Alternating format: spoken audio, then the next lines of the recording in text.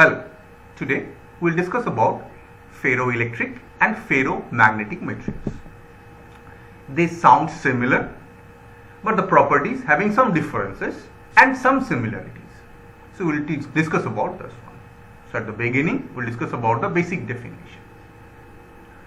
So ferroelectric material, the materials that exhibit spontaneous electric polarization which can be reversed by external electric field, whereas for the ferromagnetic material that exhibit spontaneous magnetization which can be aligned or can be reversed by an external magnetic field.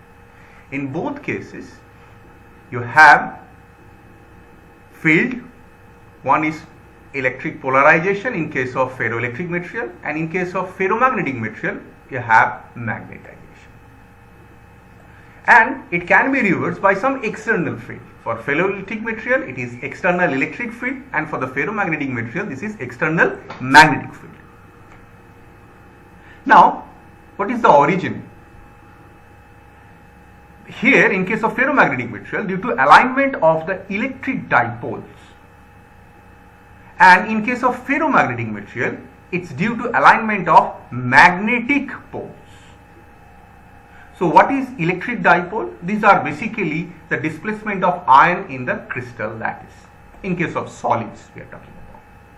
And in case of ferromagnetic material, the magnetic poles, dipoles, or the moments can be explained by electron spins. So these are the basic difference between ferroelectric and ferromagnetic material. The third one, the origin, the quantum or atomic origin. Polarization, that electric polarization is due to asymmetric position of ions in the crystal unit cell. In a crystal unit cell, in a solid material, the ions, if you have an asymmetric position, then it will give rise to polarization. And that polarization can be controlled by external electric field. This is applicable for ferroelectric materials. But what happens in case of ferromagnetic material? Magnetization due to unpaired electron spin and the exchange interaction. This gives rise to magnetization in case of ferromagnetic materials. Now, in both cases, there will be some domain. In ferroelectric material, there will be some domain region where the dipoles are available in different domains. Same way, in case of ferromagnetic material, there will be domain. So, this one is known as electric domain, and this is known as magnetic domain. Ferroelectric domain region uniform polarization, whereas this is applicable for the magnetic material. Well, you have uniform magnetization. So individual domain, they have their polarization and magnetization. Next part is the hysteresis.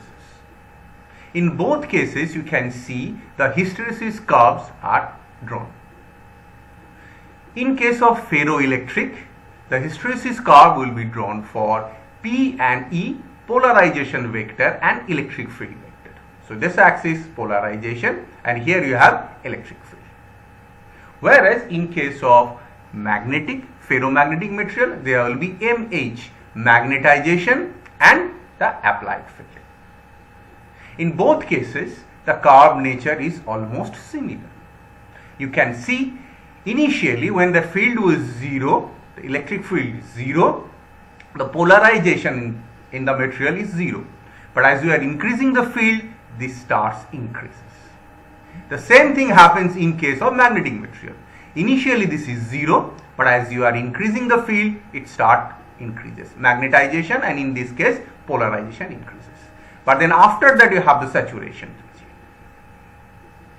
Then when you are decreasing the field, so as you are decreasing, it is not exactly tracking the earlier path. Rather, it follows another path and meets with the axis. Here at this point, in this case this is B, and in this case this is plus B1. At that particular point, the external electric field and external magnetic field is 0, but the magnetization and the polarization, these are not 0. This is known as remanent polarization, or at that particular point for the magnetic field is known as retentivity. So some part of polarization and some part of magnetization left, even if when you are reversing the field is 0. Again, if you are increasing the field in opposite direction, now in earlier case the direction of the field was in this direction, but after this point the magnetization decreases and you are increasing the field in opposite direction. So the applied field direction is this. This is also applicable for the magnetic field. For this particular section, you are applying the field in this direction, where in the second part you are applying the field in opposite direction. So here it starts from 0 and we are increasing the field. Here it starts from 0, we are increasing the field in opposite direction. So these are represented by plus part and minus part. Plus part and minus part. Now you can see as you are increasing the field in opposite direction, it keep on decreasing and finally it comes to a point where the polarization and in this particular case magnetization is 0. So we need some negative field to make the field inside the material 0. So this is the most important property for the ferroelectric and ferromagnetic material. Now then after that you will track a similar, you can trace a similar type of pattern. Now again increase the field, it will keep on increasing. Now we will have alignment along this particular direction. Now decrease the field, it will follow the track and finally it will come somewhere here where due to the 0 field the magnet polarization is not 0. Due to 0 field polarization, magnetization is not equal to 0. Again you need to apply field in opposite direction, then it will become 0 and again this will become 0. So you can see a similar picture, a similar type of plot graph in case of ferroelectric material and in case of ferromagnetic materials. And you can also explain this thing by the domain theory. So in case of domain theory, magnetization and polarization in case of ferromagnetic and ferroelectric can be explained. So domain theory really explains that initially the domains were random in nature, but as you are increasing the field, the domain will try to align in a particular direction. In case of magnetic material, that applied field and magnetization will be in similar direction, whereas in case of ferroelectric material, the applied field and the polarization, this will be in the opposite direction. So you can see as you are increasing, more and more moments, more and more dipoles are trying to align according to the external field. Now then after that you have the saturation. The maximum number of domains are in that aligned form. Now again if you keep on decreasing the thing, in case of electric and in case of magnetic, you can see it start decreases and the more random moments are observed inside the domain. Now at a certain point, somewhere here and in case of magnetic, somewhere here. So some of the fields are along the direction of the earlier effect. In this case, this will be along this direction and in this case, this will be along this particular direction. But they are in an aligned form. So some part of the domains are random and some part of the domain are earlier effect. They are in the form of earlier effect. So what happens? It's not 0. So magnetization and polarization is not 0. So you'll have some residual part left. This is the important effect for the ferromaterials, ferroelectric and for the ferromagnetic materials. Now a very important thing we need to discuss, the temperature dependency. To increase the temperature or to decrease the temperature, the polarization and the magnetization of ferroelectric and ferromagnetic material will be different. Landau and Ginzburg theory, it explains that ferroelectricity depends on that Curie temperature and it has an inverse relation with temperature. same way, the Weis-Mean field theory explains that susceptibility of ferromagnetic material is also depending on the Curie temperature and its inverse to absolute temperature. You can see the similarities of this equation. The equation looks similar, the nature of the equation is same. But in one case, it's the effect of electric field and another case is the effect of magnetic field. Now what will happen above the Curie temperature and the below the Curie temperature? Above the Curie temperature, the paraelectric effect will be observed. There will be no spontaneous dipole in case of ferroelectric material. In same way, in case of ferroelectric material, above the Curie temperature, the paramagnetic nature will be observed. No spontaneous magnetization was.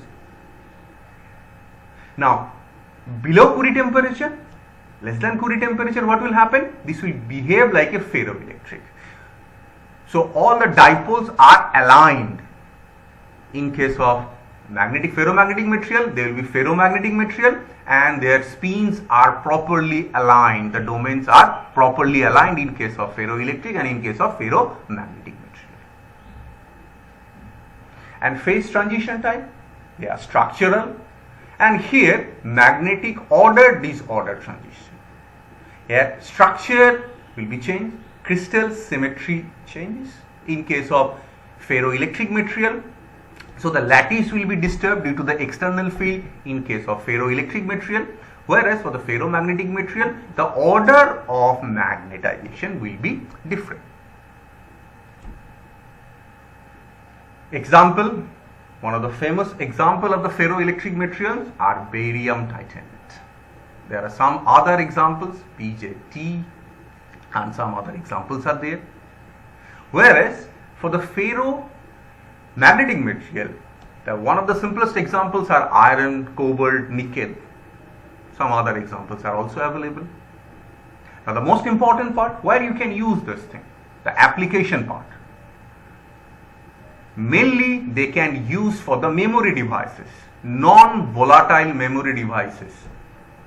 In case of capacitors also, depending on the requirement, sensors, actuators, and the piezoelectric devices.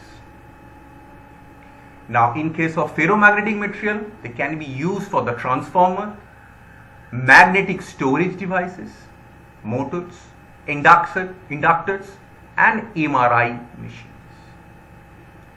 So today we have just compared between two types of materials. One is ferroelectric, another is ferromagnetic. What we have discussed, in both cases there will be domains. In case of ferroelectric, there will be dipoles, whereas for the ferromagnetic, there will be magnetic moments or the magnetic dipoles or the electron spins.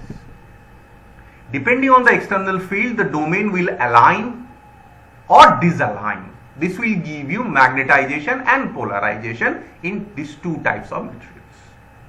Both of them gives us hysteresis loop. One is with that polarization with electric field, another is magnetization with magnetic field.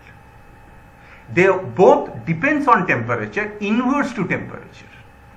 Above Curie temperature, they both are in para form, paraelectric and paramagnetic. And that below Curie temperature, both are in ferro phase, ferroelectric and ferromagnetic. In case of ferroelectric, there will be structural changes, whereas in case of ferromagnetic, it's a magnetic order disorder transition. Examples of the ferroelectric and ferromagnetic material we have discussed, and also the applications, the important applications. Thank you.